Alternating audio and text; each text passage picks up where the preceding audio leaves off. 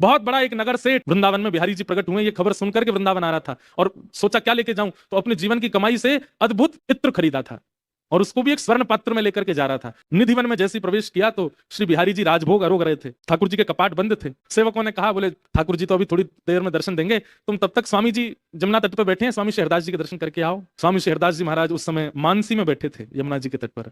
असंख्य वैष्णव वहां बैठ करके बिल्कुल मौन में स्वामी जी का दर्शन कर रहे थे और तभी वो इत्र लेकर के आया। वैष्णव सबसे आगे आकर के बैठ गया और अपने इत्र का पात्र स्वामी जी के समीप खिसका दिया कि इसकी सुगंधी जब इनको आएगी तो शायद ये नेत्र खोल करके पूछेंगे इतना सुंदर इत्र कौन लेकर के आया। लेकिन थोड़ी देर में ही पता नहीं क्या होता है, स्वामी जी महाराज अपने मानसी में बैठे बैठे ही विचलित से हुए और इधर उधर हाथ करने लगे। तभी पात्र हाथ में आया और उस इत्र से भरे हुए स्वर्ण पात्र को उठा करके यमुना जी में फेंक दिया। वो व्यक्ति देखता रह गया, बोले ये क्या किया, इतना महंगा पात्र, इतना महंगा इत्र इतनी दूर से मैं लेकर के आया। महाराज जी ने, स्वामी जी ने बिना पूछे बिना ठाकुर जी को निवेदित किए जमुना जी में बर्बाद कर दिया उसको। थोड़ी देर बाद स्वामी जी के नेत्र खुले, स्वामी जी ने अपने करुण नेत्रों से उसको देखा और देख करके कहा, तुमने बिहारी जी के दर्शन किए? नहीं स्वामी जी, अभी ठाकुर जी का राजभोग हो रहा था। बोले अब दर्शन हो रहे हैं, जाओ जल्दी जाके दर्शन करो, दर्शन करके फिर आना हमारे पास। गया दर्शन करने बेमन से, उसका मन खिन्न हो चुका था।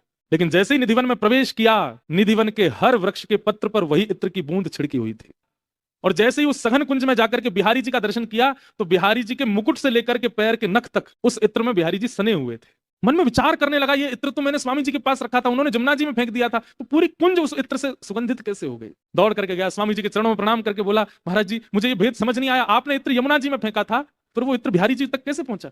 स्वामी जी कहते हैं, आज मानसी में होरी है रही और प्रिया जी अपनी सब सखीन के साथ और वहां से श्याम सुंदर अपने सब सखान के साथ रंग खेल रहे, तो ठाकुर जी ने ऐसी पिचकारी मारी, ऐसा रंग डारो किशोरी जी पे कि किशोरी जी थोड़ी सी रिसिया गई और रिसिया करके बोली, अरे ललिता, बोले हाँ, कछु ऐसा लेके आ कि ये कार्य को और कारो कर दूं मैं। तब ललिता जी ढूंढने के लिए निकली, कहां कुछ मिल जाए, और यहाँ मानसी रूप में ललिता है और भाई रूप में स्वामी शहरदास जी हैं। तभी तेरे द्वारा प्रस्तुत किया गया इत्र मेरे हाथ पड़ गयो, मैंने जाके किशोरी जी को दियो, किशोरी जी ने श्याम सुंदर पर उड़ेल दियो और मुकुट से लेकर के चरण तक पूरे श्याम सुंदर इत्र में नहाए गए और वही दर्शन श्री बिहारी जी में तू करके आए हो।